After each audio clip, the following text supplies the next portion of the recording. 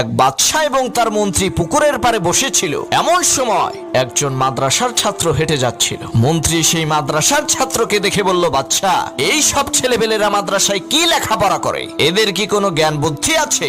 মন্ত্রীর এই কথা শুনে বাদশা সেই মাদ্রাসার ছাত্রকে কাছে ডাকলেন এবং মন্ত্রীকে জিজ্ঞেস করলো, মন্ত্রী বলেন তো এই পুকুরে কত গ্লাস পানি আছে?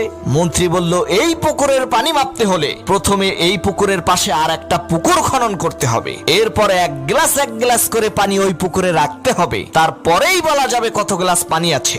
বাদশা এবার মাদ্রাসার ছাত্রটিকে জিজ্ঞেস করলো, বাবা তুমি বলো তো এই পুকুরে কত গ্লাস পানি আছে? মাদ্রাসার ছাত্রটি বলল, মহামান্বিত বাদশা, আপনি তো বলেননি গ্লাসটি কত বড়। যদি গ্লাসটি পুকুরের সমান হয় তাহলে পুকুরে 1 গ্লাস পানি আছে, আর যদি পুকুরের অর্ধেক হয় তাহলে 2 গ্লাস পানি আছে। ছেলেটির এই কথা শুনে মন্ত্রী অবাক হয়ে বলল, সর্বনাশ, এই ছেলে তো আমার চাইতেও বড় জ্ঞানী।